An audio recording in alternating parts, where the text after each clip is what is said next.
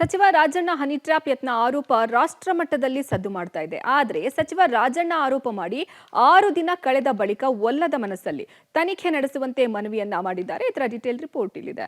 ರಾಜ್ಯ ರಾಜಕೀಯದಲ್ಲಿ honey trap Hungama. Honey trap ತನಿಖೆಗೆ ಹೆದರಿದ್ರ ಸಚಿವ ರಾಜಣ್ಣ, ತನಿಖೆ ನಡೆಸುವಂತೆ ಗೃಹ ಸಚಿವರಿಗೆ ಮನವಿ ಪತ್ರ. ಸಚಿವ ರಾಜಣ್ಣ ಹನಿ ಟ್ರ್ಯಾಪ್ ಯತ್ನ ಆರೋಪ ರಾಷ್ಟ್ರ ಮಟ್ಟದಲ್ಲಿ ಸದ್ದು ಮಾಡ್ತಿದೆ. ಆದರೆ ಸಚಿವ ರಾಜಣ್ಣ ಆರೋಪ ಮಾಡಿ 6 ದಿನ ಕಳೆದ ಬಳಿಕ ಒಲ್ಲದ ಮನಸ್ಸಲ್ಲಿ ತನಿಖೆ ನಡೆಸುವಂತೆ ಮನವಿ ಮಾಡಿದ್ದಾರೆ.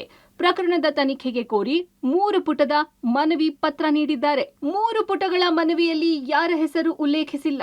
ಓರ್ವ ಯುವತಿ, 2 ಯುವಕರು ಎಂದಷ್ಟೇ ಉಲ್ಲೇಖ.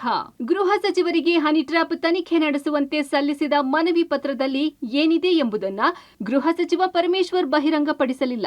ಯಾಕೆ ದೂರು ಕೊಡಲಿಲ್ಲ ಎಂಬ ಪ್ರಶ್ನೆಗೆ ಉತ್ತರಿಸಿದ ರಾಜಣ್ಣ, ಸದನದಲ್ಲಿ ನನ್ನ ಹೆಸರು ಬಂದಿದ್ದಕ್ಕಷ್ಟೇ ಮನವಿ ಮಾಡಿದ್ದೇನೆ ಎಂದಿದ್ದಾರೆ. ಸಿಎಂ ಜೊತೆ ಚರ್ಚಿಸಿ ತನಿಖೆ ಬಗ್ಗೆ ತೀರ್ಮಾನ ಮಾಡ್ತೇವೆ. ಯಾವ ಹಂತದ ತನಿಖೆ, ಯಾರಿಂದ ತನಿಖೆ ಅಂತ ನಿರ್ಧರಿಸ್ತೇವೆ ಅಂತ ಗೃಹ ಸಚಿವ ಪರಮೇಶ್ವರ್ ಹೇಳಿದ್ದಾರೆ.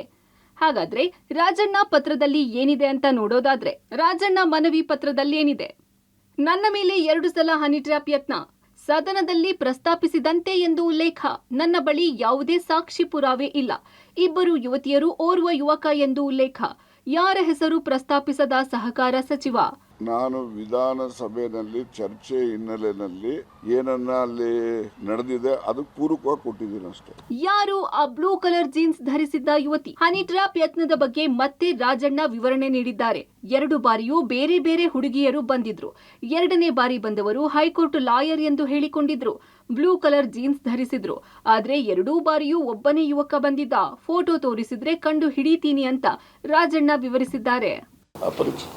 ಹುಡುಗ ಬಂದಿದ್ದವನು 2 ಸರಿ ಬಂದಾಗ್ಲೂ ಅವನೇ ಕಾಮನ್. 2 ಸರಿ ಬಂದಾಗ ಹೆಣ್ಮಕ್ಳು ಬೇರೆ ಲಾಯರ್ ಟೈಪ್ ಅಂತ ಕೋಟ್ ಗೀಟ್ ಏನಿಲ್ಲ. ಅವರು ಎಲ್ಲ ಒಂದು ಜೀನ್ಸ್, ಒಂದು ಬ್ಲೂ ಇದ್ರದ್ದು ಟಾಪ್ ಎಲ್ಲ ಹಾಕೊಂಡಿದ್ರು. 2ನೇ ಸರಿ ಬಂದವರು ನಾನು ಹೈಕೋರ್ಟ್ ಲಾಯರ್ ಅಂತ ಹೇಳ್ಕೊಂಡಿದ್ರು. ತೋರ್ಸಿದ್ರೆ ಗುರ್ತು ಹಿಡಿತೀನಿ. ರಾಜಣ್ಣ ಅವರಿಗೆ ನ್ಯಾಯ ಒದಗಿಸಿ ಕೊಡೋದಾಗಲಿ, ಪಕ್ಷಕ್ಕೆ ನ್ಯಾಯ ಕೊಡಿಸೋದಾಗಲಿ, ಯಾರಿಗೆಲ್ಲ ಅನ್ಯಾಯ ಆಗಿದೆಯೋ ಅವರಿಗೆ ನ್ಯಾಯ ಕೊಡಿಸೋ ಕೆಲಸ ಪರಮೇಶ್ವರ್ ಮಾಡ್ತಾರೆ ಅಂತ ಡಿಸಿಎಂ ಡಿಕೆಶಿ ಹೇಳಿದ್ದಾರೆ. ಒಟ್ನಲ್ಲಿ ಕಾಂಗ್ರೆಸ್ನಲ್ಲಿ ಹನಿ ಟ್ರ್ಯಾಪ್ ಪ್ರಕರಣ ಹಲ್ಚಲ್ ಎಬ್ಬಿಸಿದೆ. News desk, public TV.